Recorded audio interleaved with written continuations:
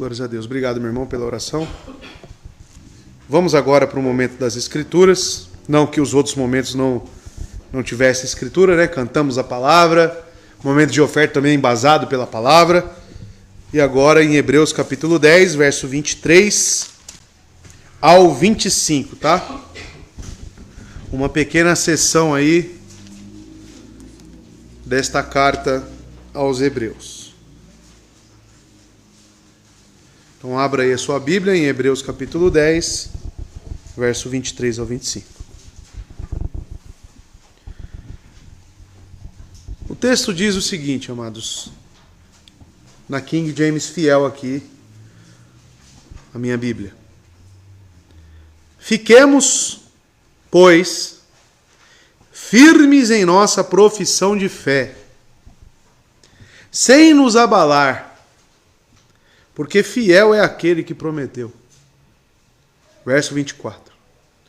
E consideremo-nos uns aos outros, para nos estimularmos ao amor e às boas obras.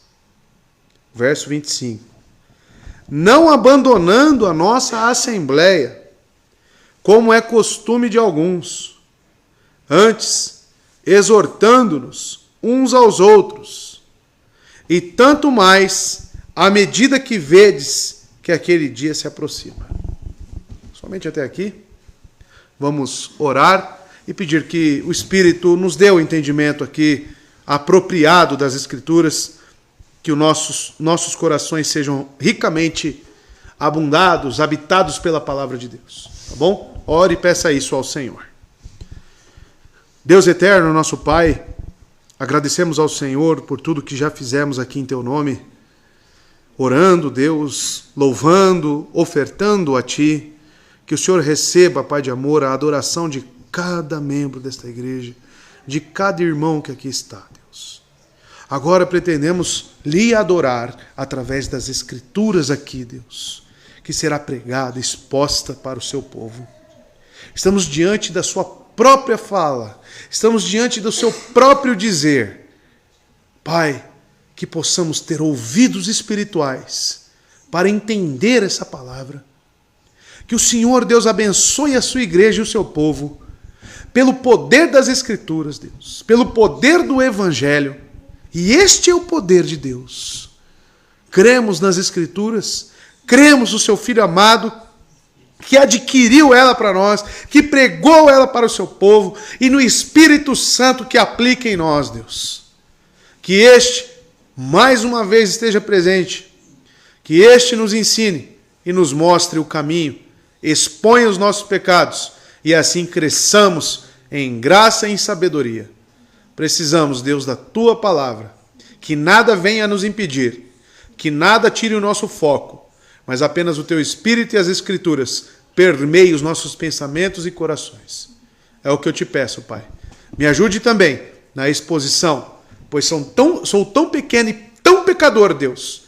Sou um pequeno homem, um grande pecador, querendo, Deus, aqui manusear as Escrituras sagradas. Que o Senhor tenha misericórdia da minha vida, mas que em Cristo, no seu sangue, no seu sacrifício, eu consiga fazer isso com êxito, Deus. Muito obrigado, Pai, é o que eu lhe peço em nome de Jesus. Amém. Hebreus 10, 23 a 25, eu dei o título dessa mensagem que hoje é a profissão cristã. Fé, amor e fidelidade. Tá? Essa é a profissão de fé cristã. Quando dizemos que amamos a Cristo, dentro disso está uma fidelidade, está uma esperança, está certamente o amor. Mas parece palavras, subjetivas demais, abstratas demais para entendermos, O que significa isso? O autor aqui de Hebreus ele vai fazer uma aplicação de tudo o que ele está dizendo. Ele já veio falando sobre toda a aplicação do pacto da graça feita por Jesus Cristo, mas agora ele quer trazer para o campo prático da vida da igreja. E é isso que ele vai fazer através dessa exortação. Lembrando aqui apenas rapidamente a estrutura textual do livro de Hebreus, se os irmãos estiverem lembrados, estamos pegando esse texto aqui, este livro propriamente dito, para elucidar para os irmãos os pactos, correto? Então falamos sobre o pacto das obras, falamos sobre o pacto da graça, o pacto da redenção, e assim o autor ele vai trabalhando com esses temas, ele vai abordando os pactos de Deus. Por que ele faz isso? Porque ele está lidando com um povo hebreu, está lidando com um povo judeu apegado às leis, apegado ao sistema do Antigo Testamento, prescrito. Porém, eles já estão num pacto aqui, já estamos falando de uma igreja primitiva, do primeiro século. Estamos falando de uma igreja onde Cristo, já viu Cristo viver e viu a obra redentiva de Cristo sendo executada. E esse povo ainda não assimilou que o Filho de Deus veio a essa terra, morreu pelos nossos pecados. Por que eles não assimilaram e eu cravo isso? Porque eles ainda estavam apegados ao sistema sacrificial. Para o quê? Perdão de pecados. O autor, principalmente, ele vai trabalhar com o sistema levítico de sacrifícios. E já foi abordado o dia da expiação, já foi falado sobre o tabernáculo, sobre como que funcionava. E o autor de Hebreus, ele continua, irmãos, exortando os fiéis a permanecerem firmes no cristianismo. Então, as duas potências aqui presentes no contexto dessa igreja é justamente o judaísmo, tá? E os judaizantes. Judaísmo já falei, mas os judaizantes eles têm uma certa peculiaridade, eles tentam mesclar o cristianismo com o judaísmo. Aí vem os judaizantes, tá? E o autor de Hebreus ele refuta, ele rebate, ele fala para esses irmãos permanecerem firmes apenas ao cristianismo e não essas vertentes, seitas. Na verdade são seitas que assolavam a igreja. Paulo lidou muito com os judaizantes, tá? As igrejas da Galácia, elas foram fortemente atacadas por essas seitas, tá bom? Então, como eu já expus aqui também o livro de Gálatas, os irmãos que estiveram aqui presentes, eles perceberam isso, né? Como foi abordado essa questão. Amados, nos versos 13 e 14, apenas recapitulando um pouco, vamos ler aqui, para que você se conceitue aqui, você entre no contexto do que estamos lidando.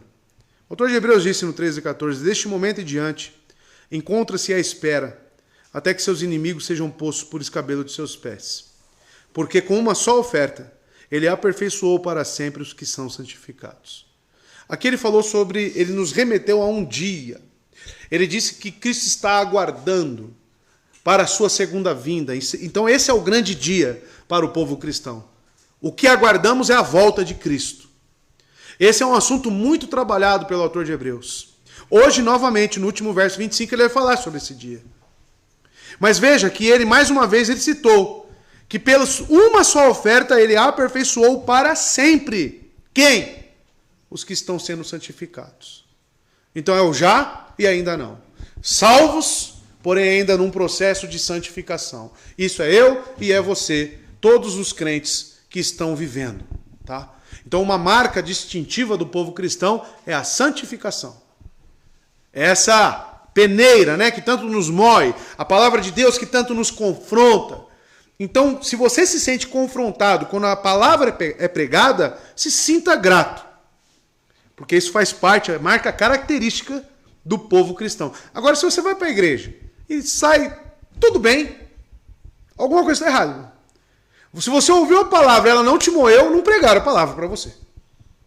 Porque a palavra, vocês percebem, né, num simples texto da viúva ofertando, como aquilo é significativo para nós.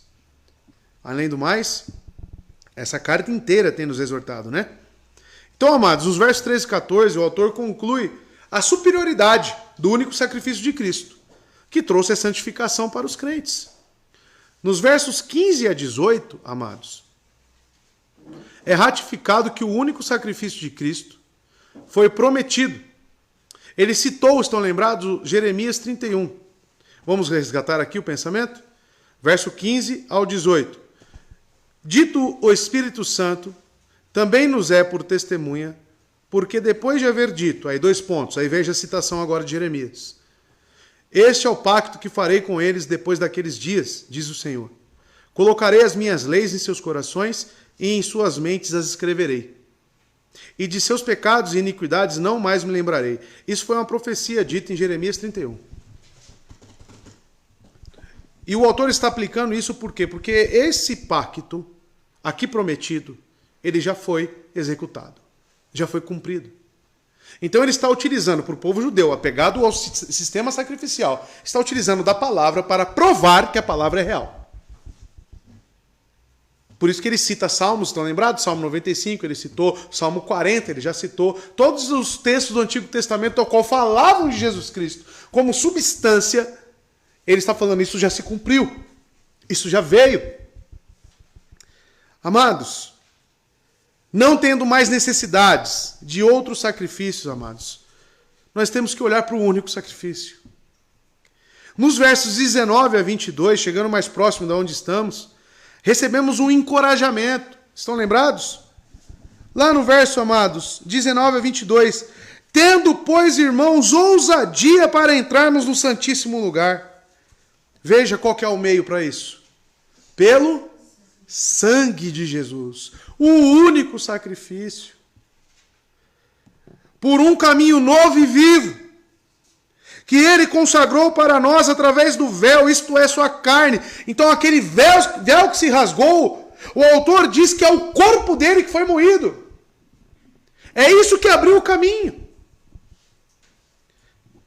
Ele diz para nós, irmãos, se achegarmos a Deus com um coração verdadeiro e veja com inteira certeza de fé, ousadia, coragem.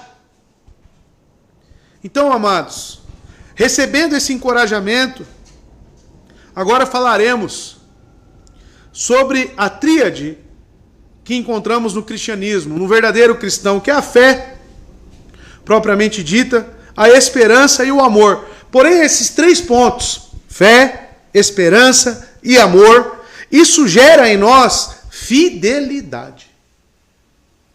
E os irmãos vão perceber isso. Primeiro, esperança, amados. Por que a esperança é importante para nós? Só que, amados, são termos correlatos, são termos interligados. Porque dizer que eu tenho fé em Cristo, automaticamente é dizer que eu tenho esperança.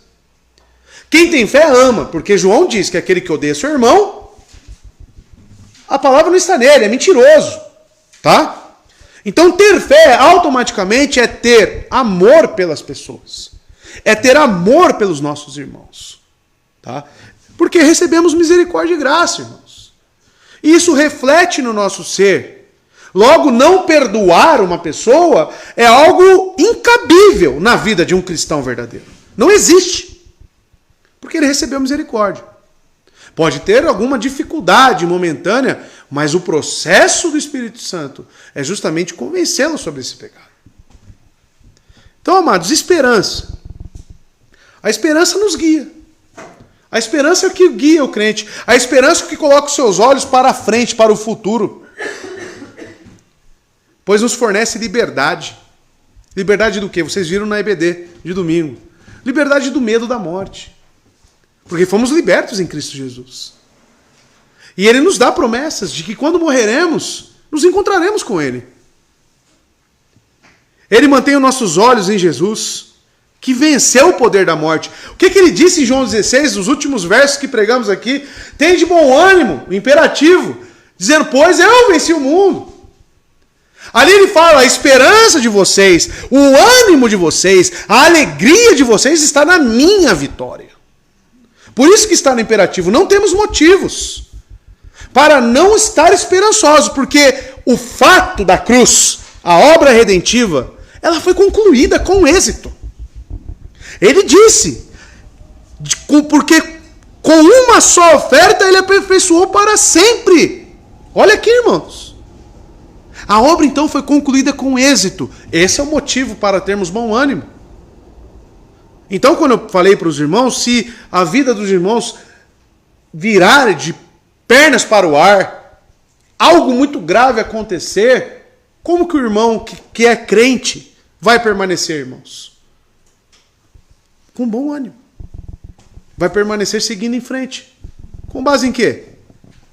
Na vitória de Cristo. ele sabe que em Jesus, a esperança nos dá essa certeza, que em Jesus tem salvação, justiça, vida eterna e a certeza da ressurreição dos mortos. Esta esperança será realizada, se concretizará quando Jesus voltar. Então a esperança não é incerteza. A esperança é a certeza de algo futuro que certamente irá acontecer. A nossa esperança não é abstrata no que tange a substância do que cremos, a obra de Cristo. Logo, também temos que falar do amor. O amor no cristianismo é o alicerce, pois a obra da cruz foi com base no amor pelos seus eleitos. O cristianismo é uma religião de amor que alcança as pessoas e as coloca juntas. Nós temos vários sistemas neste mundo que unem as pessoas. Esporte, teatro, hobbies, correto? Unem as pessoas. Nós estávamos reunidos jogando futebol, por exemplo. Mas o cristianismo mantém as pessoas juntas. Por quê? Porque enfatiza a participação na adoração, no louvor, na obra. Os cristãos precisam uns dos outros. Não é como no trabalho, que também une você com outras pessoas, e você está ali só apenas pelo dinheiro. Ou porque você gosta também daquilo que você faz. Não. No cristianismo, por que o amor ele é fundamental? Porque essa união que temos em Cristo, ela é fundamental para o nosso crescimento, para o nosso desenvolvimento. Estar com o Felipe, estar com os meus irmãos, é algo que acrescenta valores na minha vida. Ou seja, o amor entre os cristãos é indispensável. Os cristãos precisam um dos outros para fortalecer o maravilhoso vínculo de amor que eles compartilham em Jesus Cristo. Isso aqui é um antegozo do que teremos na eternidade. Esse amor, esse vínculo que nós temos entre nós, amados, pelo menos deveríamos ter. Tá? Se você não tem amor pelo seu irmão, você já está na contramão do cristianismo. Mas este vínculo entre os cristãos é um antegozo, irmãos. É uma preparação daquilo que teremos em abundância na eternidade. É a alegria de estar com o povo eleito. É desfrutar em uma pequena parcela daquilo que teremos no céu. Por isso que é agradável cantar cânticos congregacionais com os irmãos. Olhar para a Dona Rosa e ver ela proferindo a sua fé a Jesus Cristo. O seu amor a Jesus Cristo. Olhar e ouvir o meu irmão cantar me fortalece. E assim eu também cantando e juntos conversando e falando. Então, ou seja, o vínculo do amor é indispensável para nós.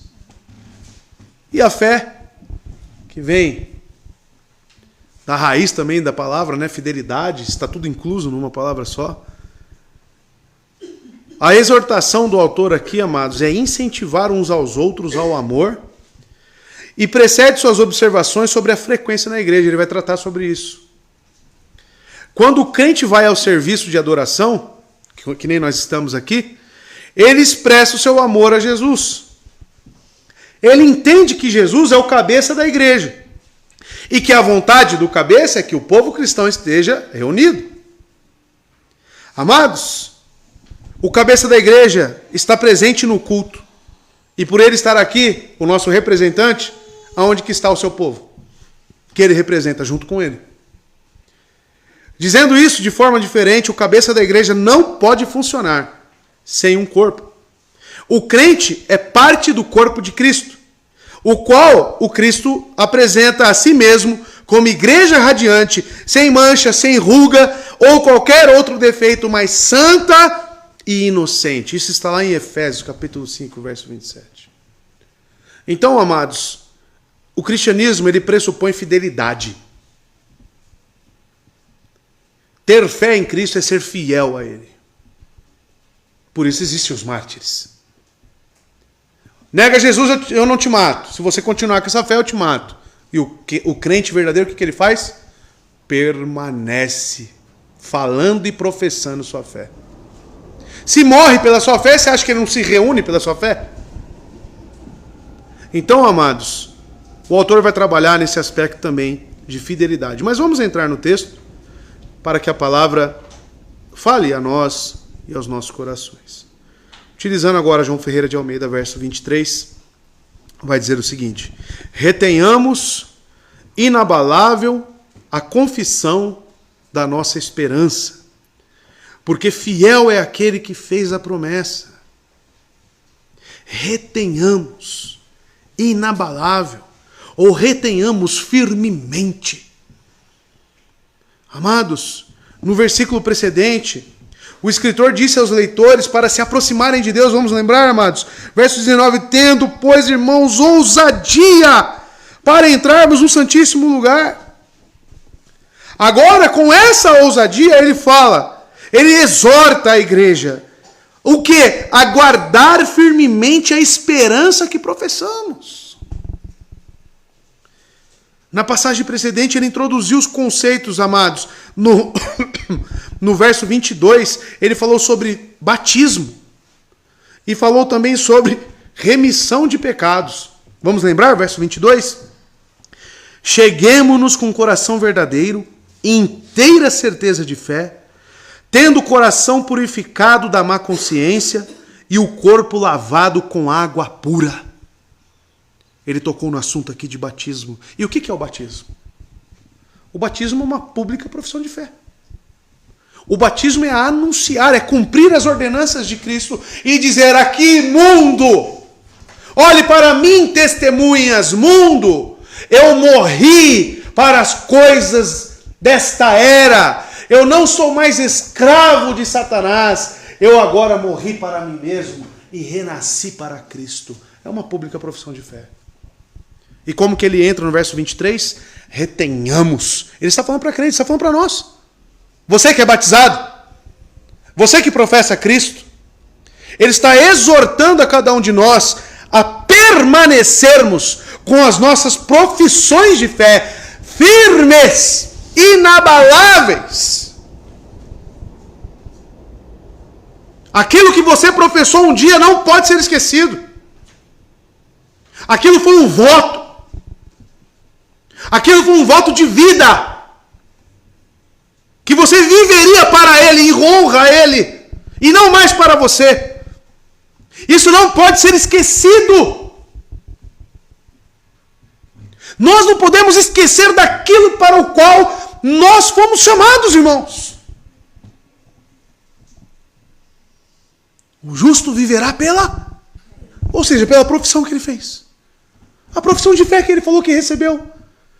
Por que profissão de fé? Profissão não é emprego, irmãos. Apenas. Profissão é você declarar algo. Você afirmar algo. E quando você faz uma profissão de fé, é o que? Você está dizendo: eu recebi a fé em Jesus Cristo. Será que isso é sério? Pelo que as Escrituras dizem, essa fé nunca vai embora quando você recebe. Que quando você recebe a fé na palavra de Deus, no Evangelho, você é selado pelo Espírito Santo. E o autor está dizendo: retenhamos essa profissão de fé. Inabalável. Mas ele fala de uma confissão aqui de esperança, né? Mas veja, amados, retenhamos, eu destaquei essa palavra aqui, é um verbo.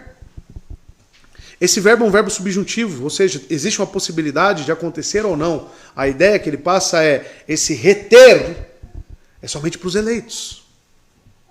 É somente para aqueles que foram selados realmente pelo Espírito Santo. Porque ele já disse que nessa igreja aqui, alguns estavam abandonando a fé. E ele vai dizer de novo hoje, no verso 25, que tem algumas pessoas abandonando, como o costume de alguns.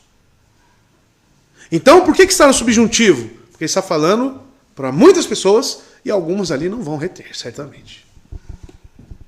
Mas para nós que cremos em Cristo, isso aqui, amados, tem que soar para nós como algo imperativo para nós. E certamente será. A palavra reter aqui significa segurar. Segurar firme. Deter. Reter para si. É abraçar e não soltar mais. É isso que ele está falando.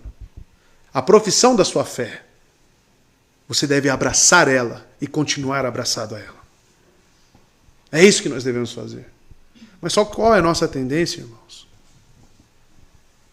O que somos tentados a fazer é afrouxar e não reter. Você afrouxa. Só que cada vez que você afrouxa, algo você retém. E é os pensamentos nas coisas deste mundo, é o mundanismo que invade a sua casa, invade os nossos pensamentos, está nos nossos aparelhos de telefone, invade. As outras prioridades, outros priorizam, retém o quê? Retém o trabalho, retém as preocupações, retém o quê? Mas e a fé? E a nossa fé? E a nossa profissão? Retenhamos inabalável, veja o complemento, a confissão da nossa esperança. Qual é a sua esperança? Percebe então que a profissão de fé então contém o termo esperança? Não tem como desapartar da esperança. Amados, supomos que havia na igreja primitiva uma confissão mínima, uma confissão básica, que é Jesus Cristo é o Senhor. Como podemos ver em 1 Coríntios capítulo 12, verso 3. Ou com uma expressão confiável. O autor deixa claro que esses leitores aqui, a qual ele escreve, eles possuem uma confissão. E ele já tocou nesse assunto, capítulo 3, verso 1. Ele já afirmou isso. Por isso, irmãos santos, participantes do chamado celestial, vocês percebem como ele caracteriza aqueles que têm realmente uma confissão verdadeira? Por isso, irmãos santos, participantes do chamado celestial, considerai o apóstolo e sumo sacerdote de nossa confissão, Cristo Jesus. Esses irmãos possuem uma confissão de fé.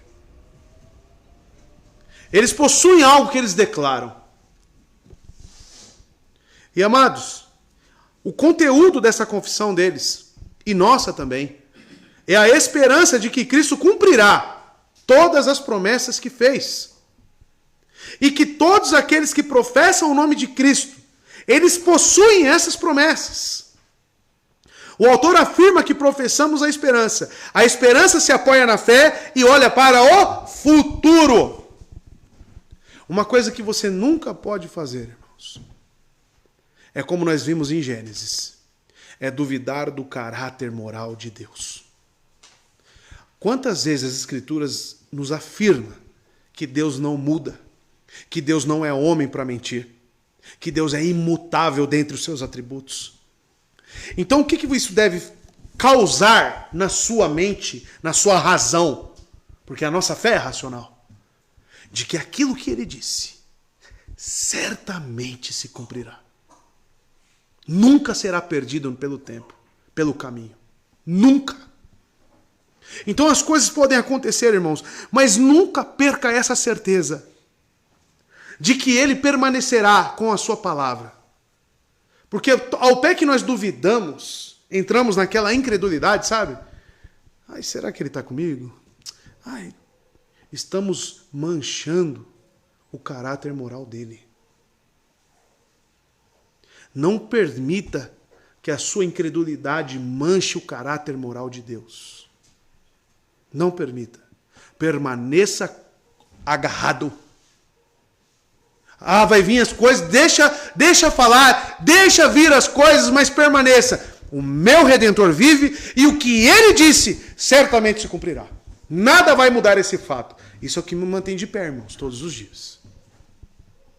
Esse é o segredo, irmãos. De continuar vivendo, passar por difíceis momentos, dificuldades tremendas, mas olhar para aquilo que ele prometeu lá na frente, olhar lá para o futuro e associar isso às palavras que o imutável disse. Aí quando eu lembro das palavras dele, que certamente estarei com ele, aí eu falo, pode acontecer o que acontecer. É isso. Mas precisamos o quê? Reter firmemente, inabalável. Inabalável. E ele complementa. Por quê? Por que que nós temos que reter isso firmemente? Por que que a nossa esperança tem que ser inabalável? Com base em mim? Não, você adultera espiritualmente todos os dias. Eu e você. Nós somos adúlteros espirituais. Correto? 7º mandamento, né? Adúlteros espirituais. Da onde vem essa certeza? Inabalável. Certamente não é de mim. Ele fala, por quê? Fiel é aquele que fez a promessa. Deus é fiel. Permanecerá sendo fiel. A questão é, e você? Tem se agarrado a isso? Com base nos méritos dele? Eu venci o mundo. Eu venci o mundo. Tudo que falaram sobre mim se cumpriu. Não foi assim com Cristo? Todas as minúcias, todos os detalhes das profecias dele, a cidade onde ele nasceu, o local, tudo. E ele diz, eu venci o mundo. E ele deixou palavras ainda do que irá acontecer. Devemos então o quê? Com base nele, não desconfiar dele, saber que ele é realmente fiel, permanecer firmes nisso. Ponto. A fé é colocada somente em Deus, irmãos, que é capaz de cumprir as promessas que fez, pois Deus é fiel. Nosso Cristo é fiel, nosso Redentor é fiel. Somos orientados a continuar expressando nossa esperança e fazê-lo sem vacilar. O próprio Deus, sem vacilar, tem honrado suas promessas, irmãos. Você já viu um justo mendigar o pão? Por que não mendiga? Por que não fica na ociosidade? Porque Deus o sustenta. Amados, na verdade, para tornar suas promessas inquebráveis, Deus inclusive as coloca sobre juramentos. O autor já fez isso no capítulo 6, verso 17. Olha o que ele disse. E assim Deus, desejando mostrar mais abundantemente aos herdeiros da promessa. Olha aí, somos nós, os herdeiros da promessa. Mostrar o quê? A imutabilidade do seu conselho, da sua palavra.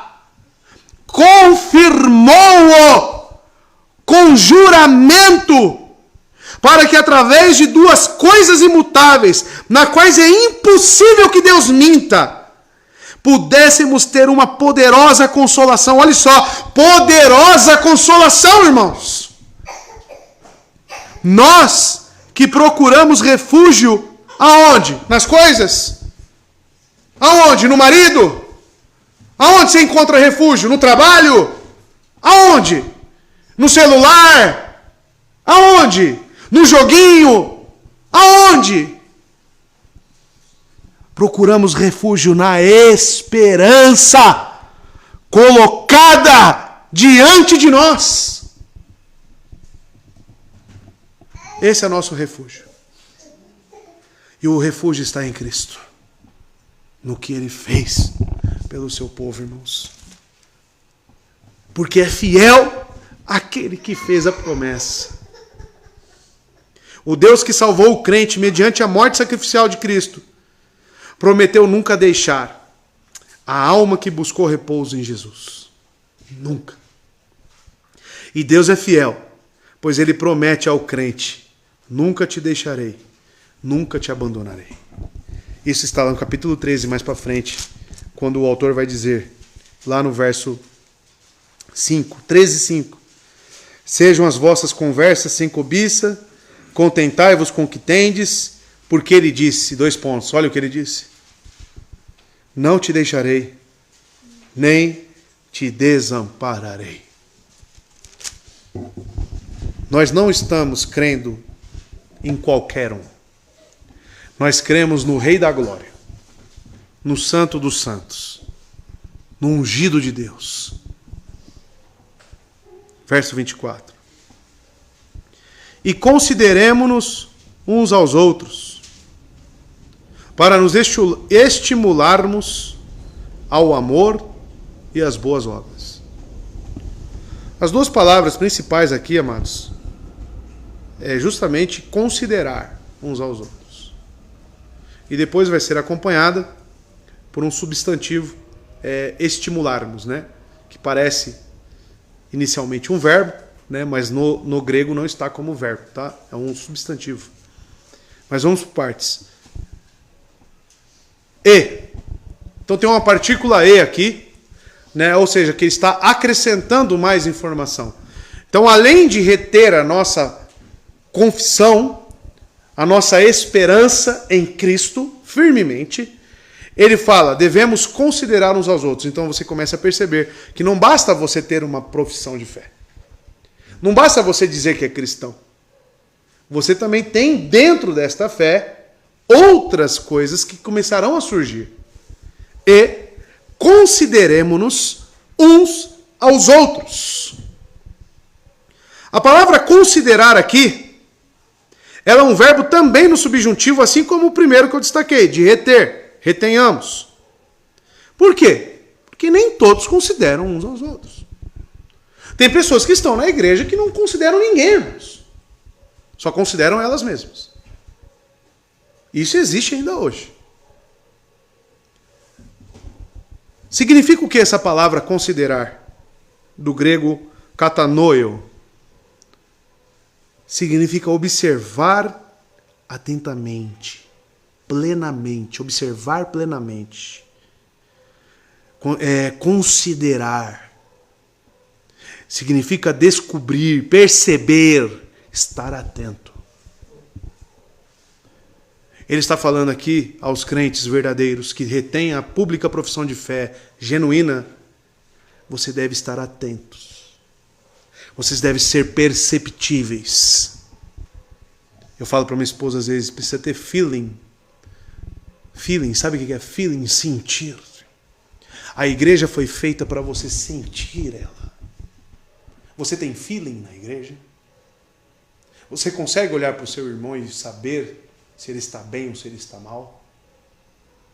Considere. Seu filho, eu tenho certeza, quando ele está escondendo algo, ou ele está meio duvidoso, você bate o olho e fala, opa, tem uma coisa estranha nisso aí. Ou a esposa, ou o marido que conhece, né, de tanta convivência, íntimos laços, consegue perceber como é que está. Na igreja, não é diferente. Devemos considerar uns aos outros. Eu tenho que ter capacidades para olhar para o Israel e analisar, ter feeling sobre a vida dele. Olha como a relação na igreja, ela só tem uma via, que é de intimidade. Deve existir intimidade entre os irmãos da igreja. E a pergunta que eu faço, existe?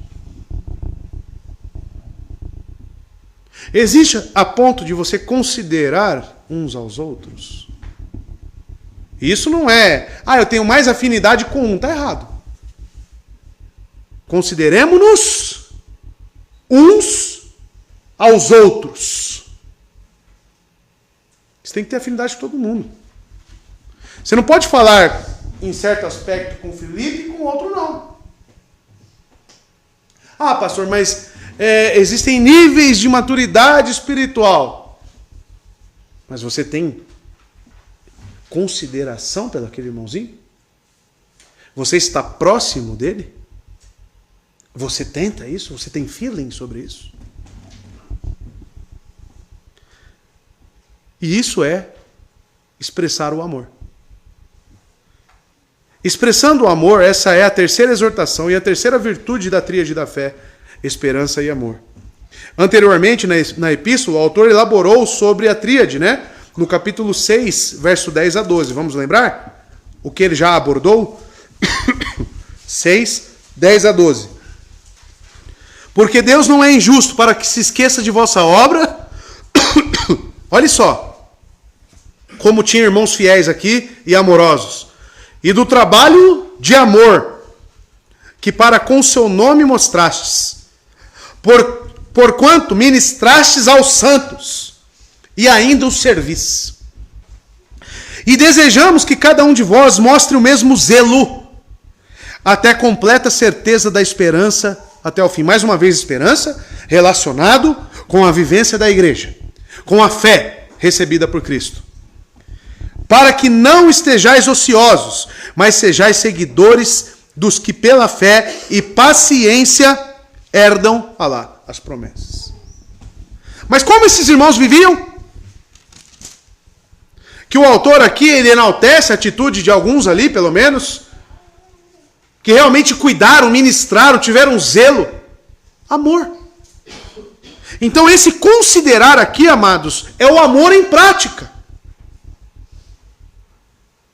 Eu nunca vi uma época, irmãos, apesar de eu ter vivido não muito, 33 anos, mas já estive em bastante lugares, viu, irmãos? E já convivi com muitas pessoas de diferentes locais do país. Mas eu nunca vi uma época onde as pessoas dentro da igreja são individualistas. Individualistas. Não consideram coisíssima nenhuma ninguém. Não está nem aí. No exército nós tínhamos uma frase quando nós saímos para correr todas as manhãs. Acredite se quiser, eu corria todos os dias pela manhã. Quem sai junto, chega junto. Ou seja, os quilômetros que nós corremos 10 quilômetros, no mínimo, todos os dias, tinha uns que eram mais debilitados. Mas não podia ficar para trás. Se ele estava com um ritmo mais fraquinho, todo o pelotão, que nós corríamos naquele quadrado assim, um bloco de homens, nós corria no ritmo do mais fraco. Sabe o que chama isso? Consideração. Coisa que eu não vejo nas igrejas.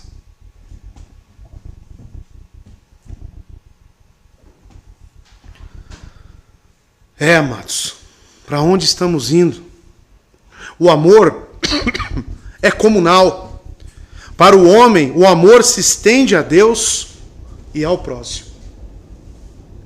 Ter essa esperança, dizer que ama a Deus, é mentira se isso não se estende ao seu próximo. O amor a Deus se estende ao nosso próximo. Consideração. Consideremo-nos uns aos outros. 1 Coríntios 13, verso 13. Olha o que o apóstolo Paulo diz. Assim permanecem agora estes três. Olha só a tríade. A fé, a esperança e o amor. Eu tenho fé? Eu tenho esperança? Firme? Inabalável? Você tem o amor? O maior deles, porém, é o... Se tirar o amor daqui, é tudo uma mentira. O que você crê. É tudo uma mentira. Paulo vai dizer isso, numa hipérbole, se eu falasse a língua dos anjos, se eu profetizasse, fizesse o que for, se me faltasse o amor?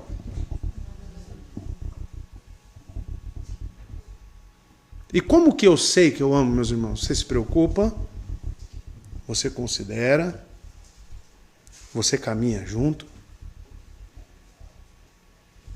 ou só vem para a igreja? Ou só cumpre a agenda da igreja? Ser igreja é muito mais do que isso, irmãos. É muito mais do que isso. Para quê? Consideremos-nos uns aos outros. Olha só. O próximo passo. Por que você considerar, ter preocupação? Para estimular ao amor e às boas obras. Sabe por que as pessoas estão cada vez menos amando umas às outras? Sabe por que as boas obras são cada vez mais invisíveis no nosso meio? Porque não tem pessoas considerando umas às outras. Não começa a ter preocupação. Quer mudar isso, meu amado? Começa a mandar uma mensagem. Eu acho que mensagem é muito frio. Começa a fazer uma visita. Vamos pro que é sério? Vamos resgatar os princípios lá da igreja primitiva? Comece a visitar seu irmão.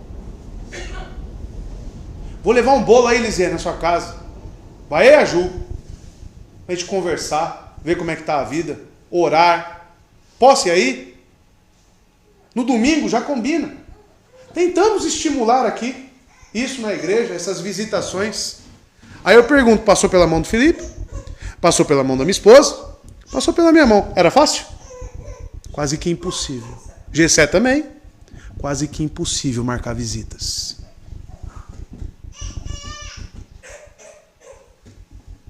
Contra os fatos, irmãos, não existem argumentos. Vocês estão vendo aqui quais são os princípios bíblicos? Consideremos-nos uns aos outros para estimular ao amor e às boas obras. Estou te fazendo essa visita para a gente conversar, para a gente se abrir, para a gente chorar, para a gente se alegrar, falar das coisas do alto. Isso estimula, isso incita, isso traz alegria, isso é belo, isso é agradável aos olhos de Deus, irmãos. As pessoas estão se contentando, irmãos, com um dia de domingo no mês, dia de comunhão. Porque no dia do Senhor a gente já se vê. O dia do Senhor é sua obrigação, não confunda a sua obrigação com o que deve ser feito ao longo da semana. Alan, diz onde você está morando? Vou lá conhecer, posso? Avisa seu pai e sua mãe lá, se eu posso te visitar. Vou levar um suco de graviola.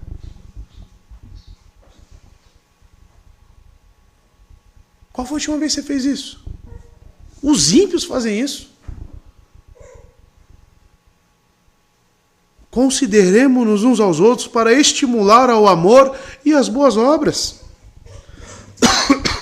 Considere com cuidado como podemos ardentemente estimular uns aos outros ao amor e às boas ações.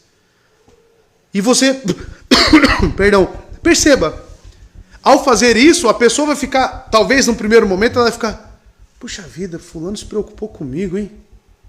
Ele veio aqui, me visitou, me trouxe palavras, me estimulou. Isso vai gerar uma reação em cadeia. Ela também vai querer, no momento, te visitar ou visitar outro irmão. Agora imagina a igreja inteira fazendo isso habitualmente. Imagina como seria belo isso, a nossa comunhão. Mas não. Amados, infelizmente, eu tenho amigos ímpios no mundo. Tenho. Amigos não, né? Amigo é uma palavra muito íntima, né?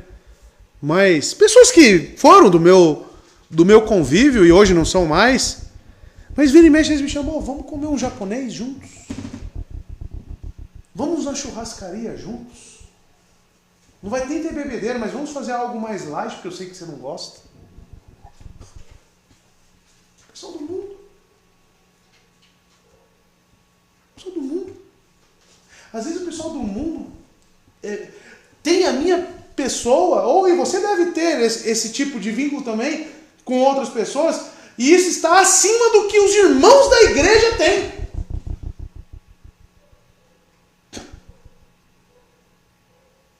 A situação é pífia. Para não falar que é constrangedora. Tá? E envergonha. Cadê a intimidade do povo cristão? Cadê esse considerar? Me mostre. Porque Tiago fala. Me mostre sua fé sem obras que eu te mostro a minha. O que ele está falando? Através do amor que ele tinha pelas pessoas. A consideração que ele tinha pelas pessoas. Igreja se tornou um ambiente social, irmãos. De domingo. Uma agenda a se cumprir. E nunca foi isso que Cristo fez. Não foi para isso que ele nos comprou. Um povo particularmente seu. E como que eu sei disso? Nessa união que nós temos.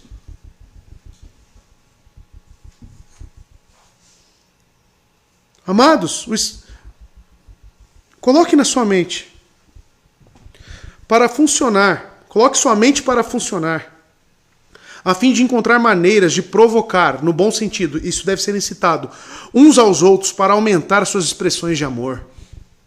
É meu e seu dever incitar esse amor nas pessoas da igreja, nos seus irmãos. Meu e seu dever. Amados, que resultam em fazer obras nobres. A consequência disso vai ser o quê? Você fazer boas obras. É visitando o irmão que você vê a necessidade dele. Aí o irmão, não, estou com dificuldade, minha geladeira, como é que está? Aí você fala, não se preocupe, eu vou arrumar uma geladeira para você. E você se compadece e ajuda aquele irmão. Aí, através desse amor, as boas obras começam a fluir. Entendem? Então você precisa colocar a sua cabeça aí para pensar em como incitar isso no meio da igreja. Eu dei uma ideia, mas tem várias outras. O povo é muito parado, irmãos. O povo só quer ficar ouvindo e vai embora. Tiago 2,8. Olha só como o amor é importante. Se vocês de fato obedecerem à lei do reino, encontrada na Escritura, que diz, ame seu próximo como a si mesmo. Você gostaria de receber uma visita de alguém que você ama muito? Passar a tarde inteira com ela? Ame seu próximo como a si mesmo. Então faça isso. Então comece você a fazer isso. Ah, mas ninguém me visita. Comece você a visitar. Estarão agindo, olha lá, corretamente. Deus se agrada disso, irmãos. Dessa consideração, dessa preocupação, desse andar junto, dessa intimidade entre o povo cristão. Estimular, amados, vem da palavra paroxismos, e significa provocar, estimular, incitar, é um substantivo. E o substantivo está agindo aqui em conjunto com o considerar, que é um verbo. A ação do verbo está para esse substantivo em complemento. Que esse considerar é o quê? É incitar, é provocar o amor e as boas obras. Ações feitas em amor para com o próximo, irmãos, entenda isso, honram o Pai. Portanto, guardar e cumprir a segunda parte do resumo da lei, ame teu próximo como a ti mesmo, não é isso que está lá? Nas palavras de Cristo, Mateus 22, verso 39. O resumo de toda a lei, ame a Deus, acima de todas as coisas, e o teu próximo como a ti mesmo. Na verdade, isso, irmãos, constitui guardar e cumprir a primeira parte do resumo. Ame ao Senhor teu Deus com todo o teu coração e com toda a tua alma e com toda a tua mente. E Paulo chama o mandamento de amar uns aos outros de dívida. Olha só o que Paulo vai dizer sobre isso que estamos falando. É uma dívida contínua. Romanos 13, verso 8. Põe aqui para mim, por favor. Olha que interessante essas palavras. Medite nisso aqui, irmãos, durante a semana. Medite. Não devam nada a ninguém, a não ser... Você está devendo, amor? Não devam nada a ninguém, a não ser o amor de uns pelos outros. Pois aquele que ama seu próximo tem cumprido a lei. Ou seja, isso é um exercício contínuo. Não pode parar.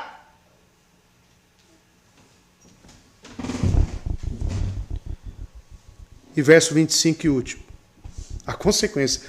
A exortação vai concluir logo num ponto que até hoje permanece assim. Naquela época já tinha. Não abandonando a nossa congregação, como é de costume de alguns. Entenderam agora? Porque tem alguns verbos no subjuntivo? Entenderam agora? Como é de costume de alguns. Se ele fala para considerar, ele sabe que ao mesmo tempo tem pessoas que nem indo para a igreja tá. Antes, admoestando-nos uns aos outros. E tanto mais, quanto vedes que vai se aproximando aquele dia. Só uma pergunta, já vou na última parte do verso, né? Se ele escreveu isso lá no primeiro século, né? Propriamente dito. Ele diz, quanto vedes que vai se aproximando aquele dia. Imagine hoje. Quem está mais próximo daquele dia? Estamos fazendo isso? Estimulando?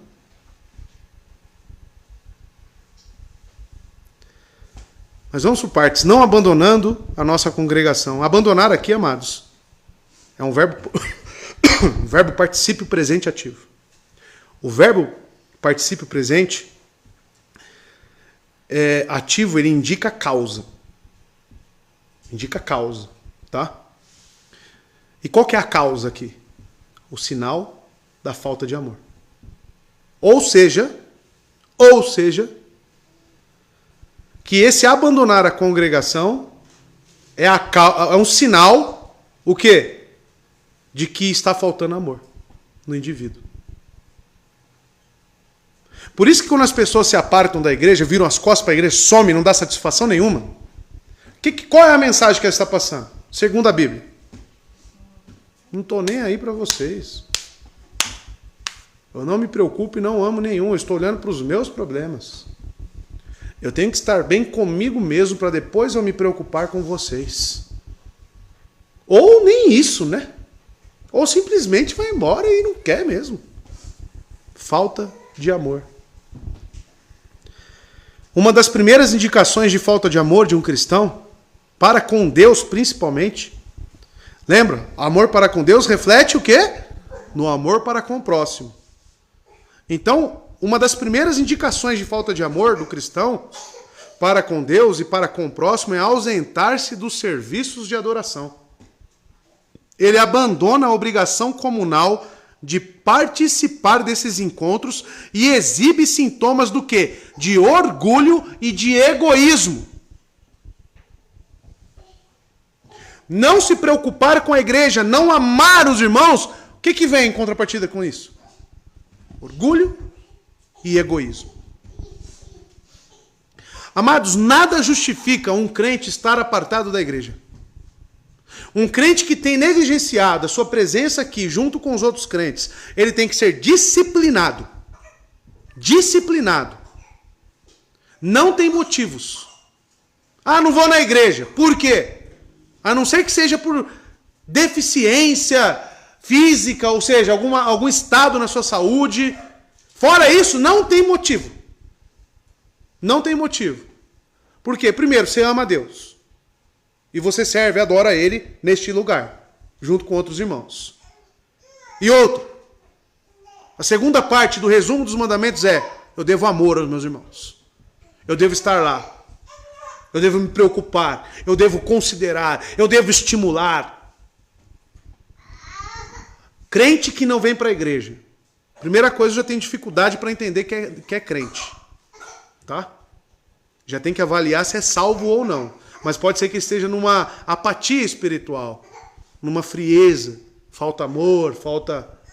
Então ele tem que ser disciplinado, porque a disciplina é o quê? Justamente trazer para perto. Então cuidado, você fica faltando na igreja aí à toa, negligenciando, principalmente no dia do Senhor, oração com a igreja. Qual é o lugar onde você ama mais seus irmãos? Onde você ora por ele. E nós temos um dia específico para isso. Então, cuidado, membro aqui da igreja, ficar faltando nas reuniões aqui da congregação. Como é, olha lá, costume de desde aquela época tinha esse problema. Imagina hoje, hein, Israel?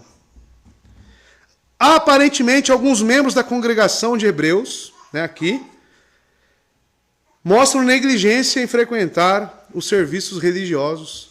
Eles faziam isso deliberadamente ao abandonar a comunhão dos santos. Existem alguns dados históricos, fontes datadas do primeiro século da igreja cristã, que nos mostram a falta de interesse pelo serviço de adoração e que isso era muito comum. A Didaquê, por exemplo, que era um documento, um manual de instrução religiosa, da igreja do final do primeiro século traz a seguinte exortação, abre aspas: mas estejais frequentemente reunidos, procurando as coisas que são benéficas às suas almas. Então isso está até na Didaquê, documento lá do primeiro século. Antes, então, não faltando, não se ausentando, ele traz a contramedida. Antes, admoestando-nos uns aos outros. A palavra admoestar aqui também é um verbo do particípio, do mesmo modo que abandonando. Ah, mas o senhor falou que é causa. Sim, olha, veja que interessante. O admoestar, então, se ele é a antítese da falta de amor, qual que é a causa de quando eu amo? Eu admoesto. Porque só admoesto, só chama... Essa palavra aqui, ela vem do grego parakaleo, e significa abordar, chamar para o lado, exortar, incentivar, fortalecer. Característico de quem? Ama. Característico de quem ama. Por um lado, então, falta de amor me faz o quê? Abandonar a igreja.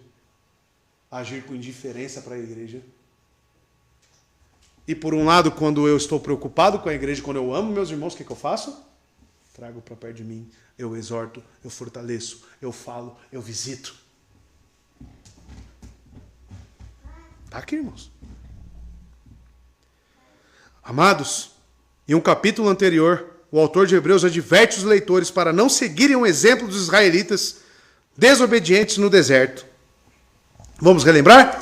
Capítulo 3, verso 12 e 13. Olha o que ele já havia dito. Você que pregou esse texto, né? Capítulo 3, verso 12 a 15, acho que foi você. Acautelai-vos, irmãos, que nunca haja em qualquer um de vós um coração mau e incrédulo que se aparte do Deus vivo. Todavia, olha lá a palavrinha, exortai-vos uns aos outros diariamente. Sabe o que o autor de Hebreus está falando? Em outras palavras, amem seus irmãos. Se preocupem com eles. Amado, se você tem dificuldade aqui, procure uma igreja onde você vai amar seus irmãos. Mas ame. Ame. Agora, ficar na igreja e negligenciar aquilo que Deus te deu, você só está trazendo cada vez mais brasa para cima da sua cabeça. Se o problema é a igreja, então vai, arruma outra igreja e vai embora, irmão. Eu nunca vou... As pessoas que já chegaram para mim, pastor, eu não quero mais ficar aqui, eu quero ir embora. Sabe a única coisa que eu falei para elas? Você vai para uma igreja bíblica? Lá é Bíblia, lá eles pregam a palavra. Sim, pastor, pregam. Então vai com Deus, meu irmão. Vai com Deus. Agora, você vai lá que vai para uma igreja herege e fala, não faça isso. Não faça isso. Aí você está fazendo algo que vai trazer mal para você e para sua família. Agora, se é uma igreja bíblica, vai embora. Vai com Deus. Mas estando lá, que você faça diferente. Ame, visite, cuide. Porque não é o pastor André que está falando, é as escrituras, irmãos. Agora, se vai ficar aqui, ame seus irmãos. Ame seus irmãos. É isso que Deus espera de nós, irmãos. Admoestando. Ele entende que alguns dos membros, o zelo espiritual havia o quê? Declinado. Esse homem aqui só pode ser um pastor que escreveu. Alguém que se preocupa. Portanto, ele diz uma vez mais, mas nos encorajemos uns aos outros. Ele disse isso também no 10:25. Não, aqui mesmo, né, no 10:25. Não somente o escritor dessa epístola, mas também todos os membros da igreja têm a tarefa comum de encorajar uns aos outros diariamente. A responsabilidade é de todos, igualmente, pois todos fazem parte do corpo. É o que o apóstolo Paulo vai tratar, né? Sobre os dons espirituais e quando ele fala da igreja principalmente. Quando um braço está doente, o que o outro que está são faz? Cuida. Exorta. O que é esse cuidar? Está aí a explicação. Exorta, visita, encoraja, fortalece. Aí o camarada nem vem para a igreja. Tem que ser disciplinado ou não tem que ser disciplinado? Não tem nem condição. E por último, encerrando, e tanto mais, quanto vedes que se vai aproximando aquele dia. Os irmãos conseguem perceber que isso é algo, então, contínuo? Porque ele fala aqui, tem um aspecto de tempo e de continuidade. E tanto mais, ou seja, é algo que vai crescendo, que é gradual, quanto vedes que se vai aproximando aquele dia. Então, qual que é o período que você tem que amar mais? Amanhã. Por que amanhã? Porque amanhã está mais próximo do dia do que hoje, do grande dia. Então, quando que você tem que visitar? Quanto antes. Quando que você tem que encorajar aquele irmão? E comece pelos mais fraquinhos, tá? Aquele que você tem visto que não tem andado muito assim, sabe? É esse que você tem que visitar. É esse que você tem que ir lá e falar, tenho visto o irmão, exorta ele, admoesta ele. Quem vai fazer isso? As pessoas acham que é só o pastor que faz isso, né? Tá vendo aí, ó? Não é só o pastor não, meu querido. Todos nós. Todos nós. Como cristãos, devemos olhar para o futuro. Isto é, para o dia em que Jesus voltará. Quanto mais perto estamos deste dia, mais ativos devemos ser em estimular uns aos outros a mostrar amor e fazer obras aceitáveis a Deus. Amanhã está mais perto, irmão. E se cada dia que passa está mais perto, o seu empenho em amor para com seu irmão, em encorajamento, tem que melhorar. Se você ainda não tem capacidade de visitar, comece ligando ou mandando uma mensagem. Se preocupe. Converse. Ame. E ame a Deus. Não se ausente da igreja. Porque aqui é o local onde nós estamos reunidos para adorar. E, em consequência disso, ame seus irmãos. Essa é a mensagem de hoje, meus amados. Veja que ser salvo, estar no pacto da graça, tem ou não tem implicações práticas? Tem. Professar uma fé, ter esperança em Cristo, tem ou não tem implicações práticas? Tem. Então vamos arregaçar as mangas, na dependência do Espírito Santo, em conformidade com a sua palavra, começar a trabalhar, irmãos. Pare de deixar tudo nas minhas costas, tá? Assume sua responsabilidade e desempenhe seu papel como cristão. É isso que nós precisamos fazer, tá bom? Deus abençoe os irmãos. Vamos orar, agradecendo a Deus por tudo que Ele tem feito e mais uma vez pela sua palavra que fala a cada um de nós. Oremos.